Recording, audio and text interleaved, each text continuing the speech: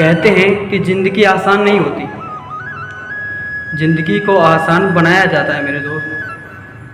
कुछ सब्र करके, कुछ बर्दाश्त करके, एवं बहुत कुछ नज़रअंदाज करके।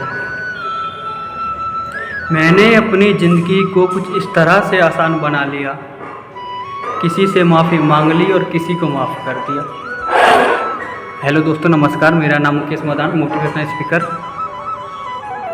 तो आज एक छोटी सी कहानी सुनाते हैं हम आपको कि एक लड़का होता है जो एक सेठ के पास एक छोटी सी नौकरी कर रहा होता है, कुछ 4-5 हज़ार रुपये की।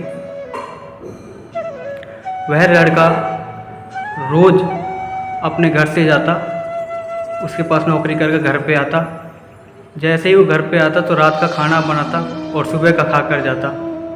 रात को उसके पास समय कम होता था, इसलिए वह रात का खाना अपना सुबह ही बना के चला जाता था। वो जैसे ही सुबह जाता अपने लिए रोज़ 4 या 5 रोटियां बना कर जाता। जैसे ही शाम को घर आता तो कुछ दिन बाद वो दिखता है कि उसकी एक रोटी रोज़ कम हो जाती थी। गया काम पर आया 1 रोटी कम, गया काम पर आया 1 रोटी कम। वो साला सोचने लगा कि चक्कर क्या है। देखते देखते उसने रोज़ एक दिन देखा कि उसकी 1 रोटी रोज़ एक चूहा ले जाता था। वह परेशान हो जाता था। उसने चूहे से आके एक बार पूछ लिया कि यार तुम ऐसा क्यों करते हो, तुम तो मेरी 1 रोटी ले जाते हो, लेकिन मैं तुम्हारे कारण भूखा रह जाता हूँ। वह बड़े प्रॉब्लम में फंस गया। तो चूहे ने कहा कि तुम्हारी प्रॉब्लम का हल एक ही बंदा कर सकता है। लड़के ने पूछा बताओ कौन है वो बंदा। चूहे ने कहा तुम्हारी प्रॉब्लम एक बंदा महात्मा बुद्ध है।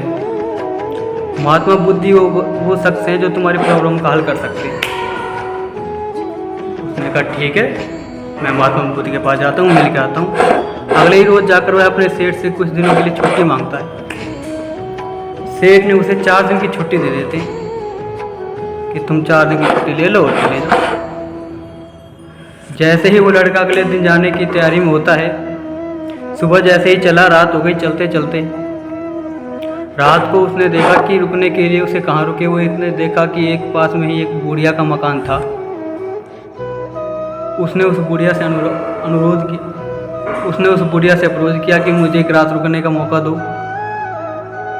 मुझे एक रात रुकना है, मुझे यहाँ पर आपको कुटिया विश्राम करने के लिए जगह दे दो। उस बुढ़िया ने कहा चलो ठीक है, रुक जाओ। वह उस औरत के घर पूरी रात रुका। जैसे ही सुबह जाने लगा तो उस औरत ने उससे पूछा कि तुम कहाँ जा रहे हो। उसने कहा मैं महात्मा बुद्ध के पास जा रहा हूँ अपना एक सवाल पूछने। तो बुढ़िया ने कहा तुम अपना सवाल तो पूछ रहे हो तो मेरा भी एक सवाल पूछ लेना। लड़के ने खुश होकर कहा हाँ बताओ आपका क्या सवाल, मैं पूछ सकता हूँ। बुढ़िया ने कहा कि मेरी एक लड़की है, वो मुंह से बोल नहीं सकती, वो गूंगी है, उसका क्या इलाज है। लड़के ने कुछ देर सोचा और चलो ठीक है कहा और चल दिया। आगे चलते चलते देखा कि उसने एक पहाड़, बहुत बड़ा पहाड़ उसे दिखाई देता है और उस पहाड़ की चोटी से उसे एक जादूगर अपनी ओर इशारा करके बुला रहा था। उसने जादूगर की तरफ देखा और उस जादूगर की तरफ चल दिया। जैसे ही जादूगर के पास पहुंचा, जादूगर ने पूछ लिया कि तुम कहाँ जा रहे हो। इस भयानक जंगल से निकलकर, इस कठिन रास्तों से तुम कहाँ जा रहे हो निकलकर। उस लड़के ने कहा कि मैं महात्मा बुद्ध के पास अपना एक सवाल पूछने जा रहा हूँ, आपने मुझे क्यों रोका। इतने में ही वह जादूगर बोलता है उस लड़के से कि महात्मा बुद्ध के पास जा रहे हो तो मेरा भी एक सवाल पूछ लेना कि मैं जादूगर हूँ तो मुझे स्वर्ग कब मिलेगा, मुझे स्वर्ग की अभिलाषा है, मैं स्वर्ग पाना चाहता हूँ, महात्मा बुद्ध से मेरा भी एक सवाल पूछ लेना। लड़के ने कहा चलो ठीक है। लड़के ने ठीक है कहा, फिर चल दिया। चलते चलते चलते देखा कि उसने आगे विशाल समुद्र उसे दिखाई दिया। अब वह समुद्र के किनारे सोचने लगा कि समुद्र को पार कैसे किया जाए। अब समुद्र को पार करने की सोच ही रहा था, इतने में उसे एक कछुआ दिखाई देता है और वह कछुए के आगे हाथ जोड़कर अपनी विनती करता है। तो कछुआ उसकी विनती को स्वीकार करके बोलता चलो ठीक है, मैं तुम्हें उस पार कर देता हूँ, समुद्र पार करा देता हूँ। वह लड़का उस कछुए के ऊपर बैठकर समुद्र पार करता है। जैसे ही वह समुद्र पार करता है, कछुआ उससे वही सवाल पूछ लेता है कि तुम कहाँ जा रहे हो। लड़के ने फिर कहा कि मैं महात्मा बुद्ध के पास जा रहा हूँ और अपना एक सवाल पूछना है, मैं बहुत परेशान हूँ। तो कछुए ने कहा यार परेशान तो मैं भी हूँ, मेरा भी एक सवाल पूछ लेना। कछुए ने कहा बताओ आपका क्या सवाल है। जैसे ही उसने पूछा कि कछुए ने कहा यार मैं कछुआ हूँ, मुझे ड्रैगन बनना है, बताओ मैं ड्रैगन कैसे बन सकता हूँ, महात्मा बुद्ध से पूछना। वो मुस्कुराया और उसने कहा ठीक है चलो मैं जाता हूँ, पूछ लूँगा। वो जैसे ही महात्मा बुद्ध के पास पहुँचे तो महात्मा बुद्ध अपने कुछ भक्तों के साथ अपनी सभा में बैठे।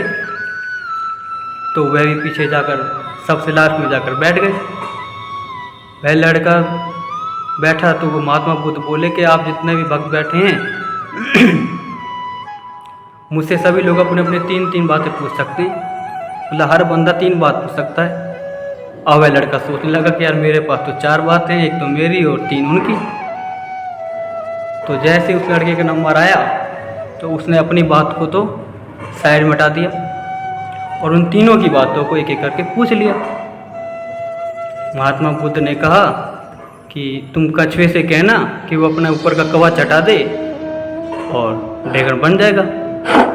जादूगर से कहना कि वो अपनी छड़ी फेंक दे, उसे स्वर्ग मिल जाएगा। और उस औरत से कहना, बूढ़ी औरत से कि वो अपनी लड़की की शादी कर दे तो वह बोलने लग जाएगी। इतने में ही वह सुना और वापसी चल दिया। जैसे ही वह वापसी चलता है, कछुए को अगर बोलता है कि कछुए हे महाराज तुम अपने ही ऊपर का कवच हटा दो, तुम ड्रैगन बन जाओगे। तो वह तुरंत ही उस लड़के के सामने ही अपना कवच हटाने लगता है। जैसे ही वह अपना कवच हटाने लगता है तो उसके कवच के अंदर से हीरे मोती जवाहरात निकलने लग जाते हैं। वह ड्रैगन बनने लगता है लेकिन हीरे मोती उसके कवच से निकलने लगते हैं। अब वह वो जो कांचवा था वो हीरो मोती को क्या करेगा, उसने वह हीरे मोती जवाहरात जो भी थे उस लड़के को दीदी को बोलते तुमने मेरी प्रॉब्लम का हल किया है, तुम ये ले लो, तुम इसे रख लो, तुम्हारे काम आएंगे। लड़के ने कहा ठीक है। लड़के ने वो हीरे मोती ले लिए तो चल दिया। अब लड़के के पास पावर आ गई, पैसा आ गया। चलते चलते जैसे जादूगर के पास पहुंचा तो जादूगर से कहा कि तुम अपनी छड़ी फेंक दो, तुम्हें स्वर्ग मिल जाएगा। तो जादूगर ने सोचा ये छड़ी फेंकूंगा कहाँ, इससे अच्छा है कि तुम ले लो, तुम्हारे पास पावर आएगी, तुम जादूगर बन जाओगे। लड़के ने कहा यार ये चीज़ भी सही है। उस जादूगर ने उस लड़के को छड़ी दे दी और छड़ी लेकर वो लड़का आगे चल दिया। अब पैसा प्लस पावर दोनों चीज़ आ गई। अब आगे गया तो उस औरत से बोला कि इस लड़की की शादी कर दो, लड़की बोलने लग जाएगी। अब औरत सोचे कि तुमसे अच्छा लड़का कौन मिल सकता है इसे दुनिया में, इस लड़की से शादी तुम ही कर लो। और उस बूढ़ी औरत ने उस लड़के को वो लड़की दे दी, उसकी शादी करा दी। पैसा प्लस पावर प्लस शादी तीनों चीज़ उसे मिल गई। उसे अपनी प्रॉब्लम की पूछने की जरूरत ही नहीं थी महात्मा बुद्ध से। वो एक रोटी चाहता था, फालतू से तो बहुत कुछ मिल गया। इस कहानी का एक ही सिद्धांत है मेरे दोस्तों कि जो लोग दूसरों का भला करते हैं ना, वो सब खुद का ही भला होता है। हमें अपने भी भले, अपने के लिए तो औरों का भी भला करना चाहिए।